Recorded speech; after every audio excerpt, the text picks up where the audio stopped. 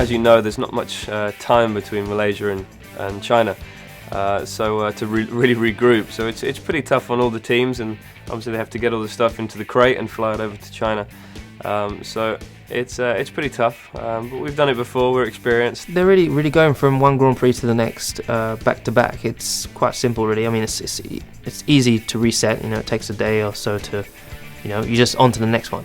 You switch off straight after the Grand Prix, and you're like, okay, next one, whether it's good or bad, from what you've just experienced, you say, okay, next one, I need to keep this going, or I need to improve.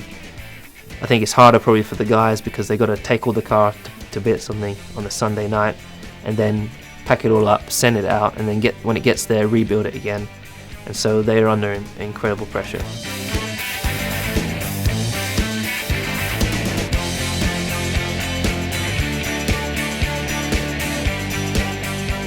I like going to China. I think it's a great place.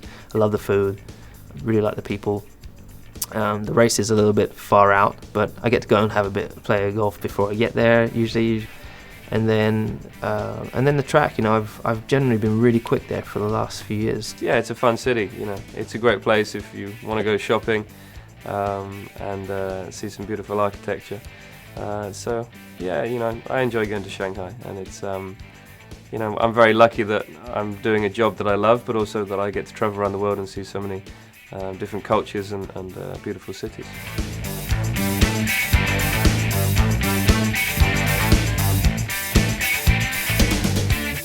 For me, the Chinese circuit is similar to Malaysia.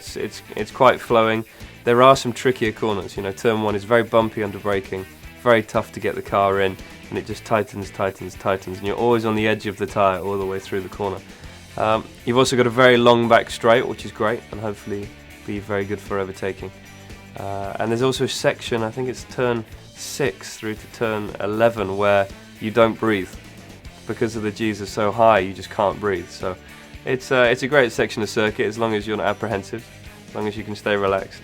But I've enjoyed racing there, and I won there last year, so I've got good memories from the Grand Prix.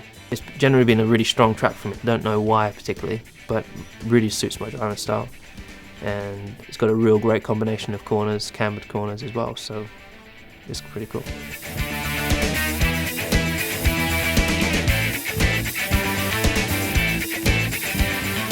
There is a few opportunities because you've got to overtake, because you've got the really long back straight. It's very long. It's almost, I don't know how many kilometers it is, but it's very long, and you come out the corner, turn 13 or 12, 13, and you're able to follow reasonably close and slipstream the guys all the way down to a really nice hairpin. So it's a perfect straight setup for an overtaking manoeuvre. Turn 1 is very tricky because you're carrying a lot of speed into that corner, but you've also got turn 5, which is a very tough place to overtake. But when you actually make a move there and it comes off, it's a great feeling.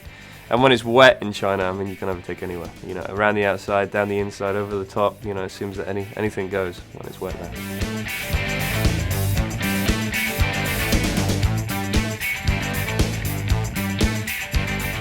This year, obviously, with more experience with the team, I've had time to really develop the car around me, and I found my comfort zone within the car.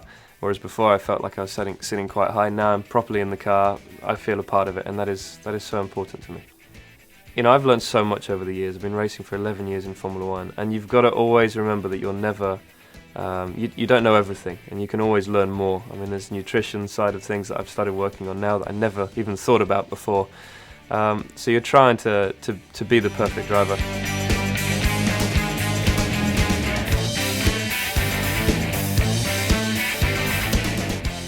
It's been a lot of fun. I've really enjoyed working with Vodafone, and I look forward to many other challenges, because it's not just a partner event for Lewis and myself. It's most of the time it's a challenge, and it's something very different. We're not actually told what we're doing before we arrive, and that's why it's a lot of fun. So I'm looking forward to the next one. I'm not sure what it's going to be, but hopefully sooner rather than later.